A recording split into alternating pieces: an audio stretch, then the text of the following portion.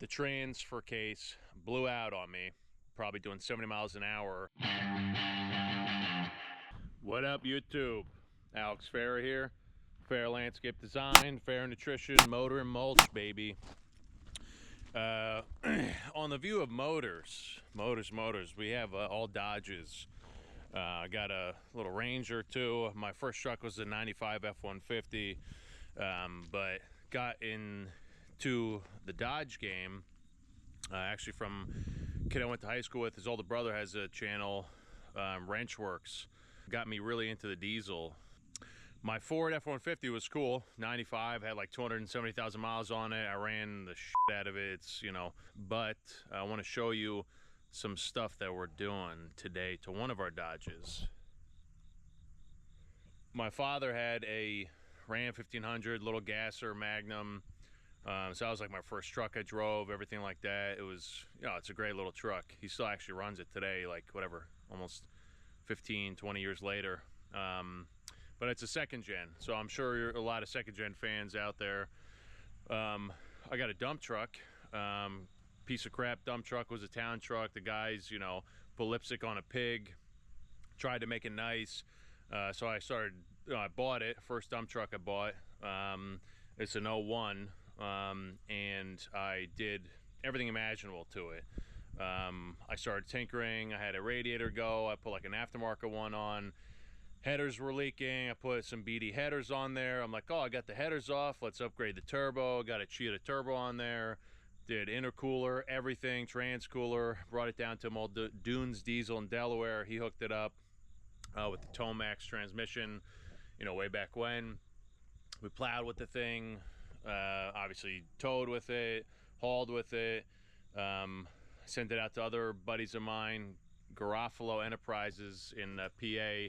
And basically what happened was I cracked the head and they had the head off. I said it could use some resurfacing, a new head, whatever.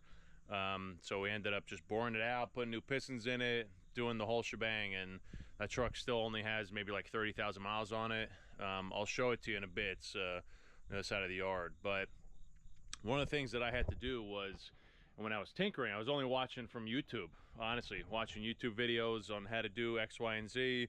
I was working out of the back of the tailgate of that 95 Ford in a yard where I was before, like I said, 10 years ago.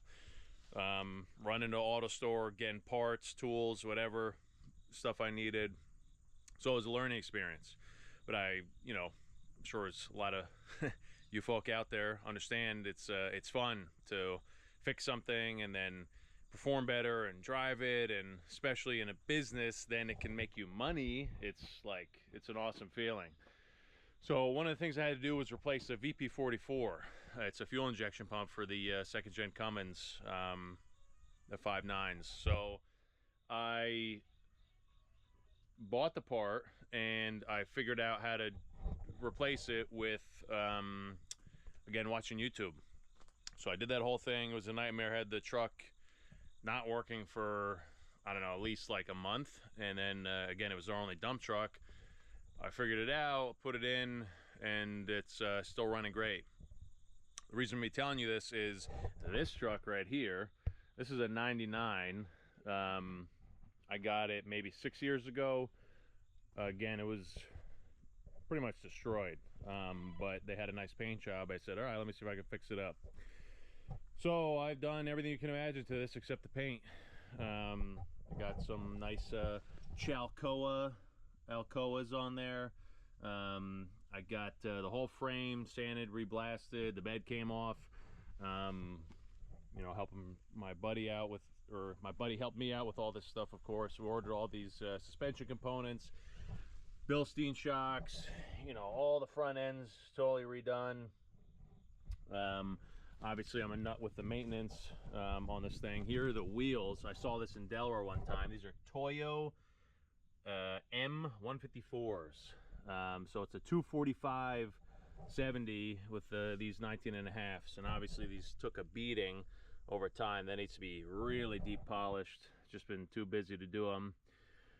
So it's a real heavy tire, but obviously it looks pretty sweet. Show you underneath here some of the things I did where I got this one-piece aluminum drive shaft. That was pretty sweet. I did that because the two-piece drive shaft was just clunky. Oh, oh my gosh, whatchamacallit? The U-joints kept busting, whatever.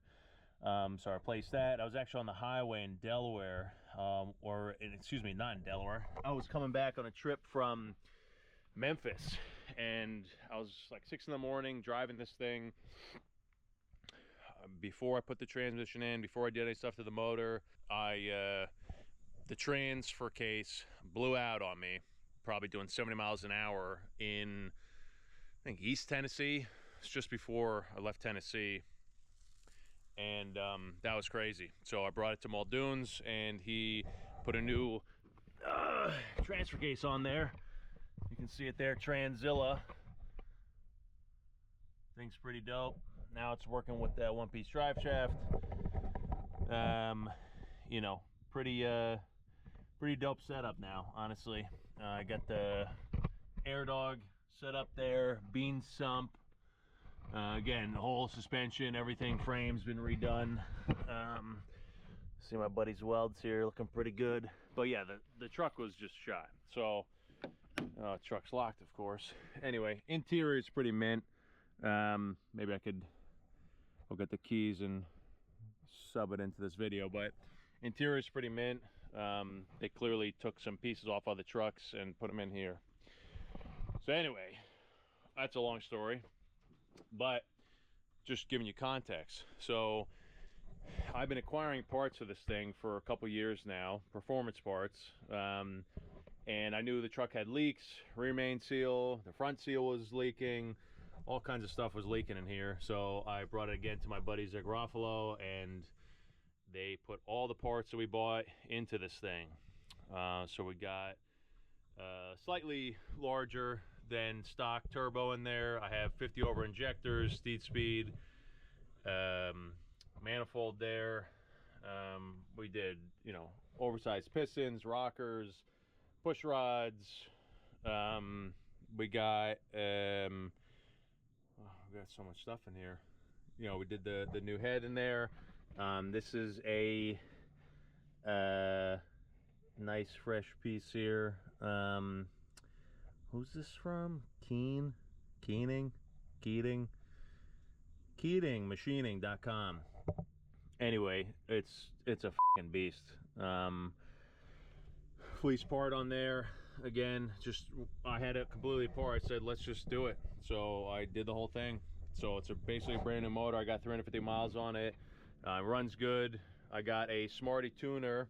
I don't know if people can talk about Smarty tuners, but it works pretty good. I had it on the Mason dump, and I put it on this thing on 7 with added timing, and it runs great. Just a little bit of smoke at the get-go, but it runs clear. I don't need this thing to be blowing black fumes driving around. Mishimoto radiator, intercooler, transcooler. The transcooler is amazing for towing. It's worth it. Only a few $100, totally worth it. Got gauge set up for everything. Anyway, so I got this thing back, and sure as shit, with all this new power and new fuel, the VP44 took a shit. So this happened yesterday. I was driving and noticed it acting a little weird, so I ripped the thing out. And yesterday, that's why I have this tent up here. It was raining. I said I gotta get it. My guy said he's gonna send me a new Bosch one, 1,800 big ones, 1,800 bucks for a new VP44.